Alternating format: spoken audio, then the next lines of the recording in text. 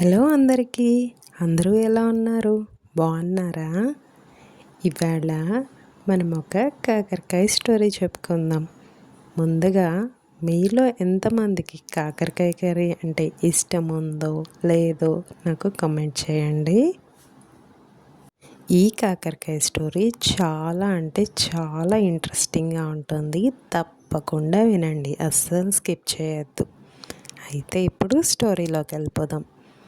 ఒకసారి ఒక రైతు పని మీద పొరుగురు వెళ్తాడంట. అక్కడ అనుకోకుండా భోజనం చేయాల్సి వస్తుంది. అయితే అక్కడ ఆయనకి భోజనంలో కాకరకాయ కర్రీ వడ్డిస్తారంట.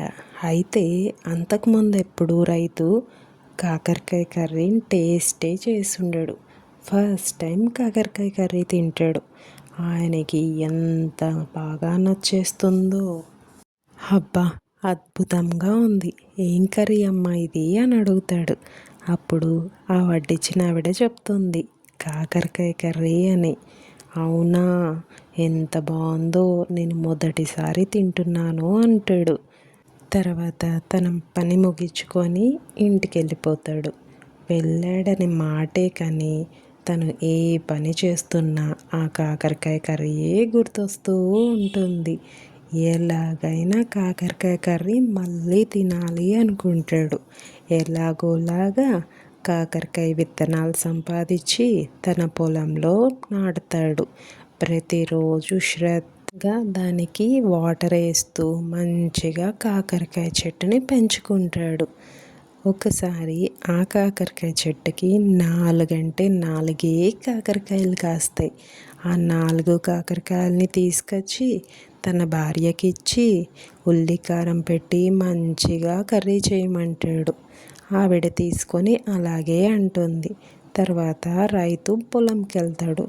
పొలంలో ఉన్నాడన్న మాటే కానీ ఎప్పుడెప్పుడు ఇంటికి వెళ్తామా, ఎప్పుడెప్పుడు కాకరకాయ కర్రీ తింటామా అని ఆలోచిస్తూనే ఉంటాడు.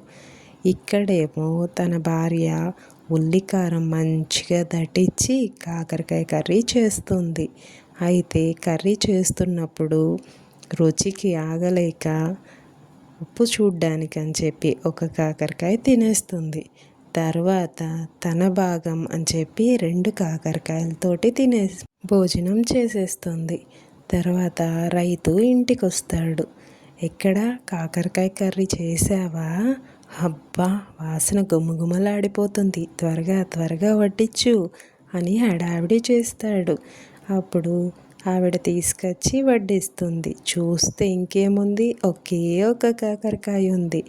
ఇదేంటే ఒక్క కాకరకాయ పెట్టావు, మిగతావి పెట్టు అని అడుగుతాడు.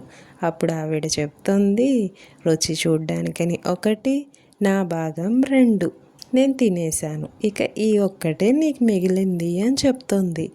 అదేంటే అలా ఎలా తిన్నావు అని తల పట్టేసుకుంటాడు. ఇదిగో ఇలా తిన్నా అని చెప్పి ఆ ఉన్న ఒక కాకరకాయని కూడా నోట్లో వేసేసుకుంటుంది. ఇంకంతే, రైతు ఆశలన్నీ అడివైపోయాయి.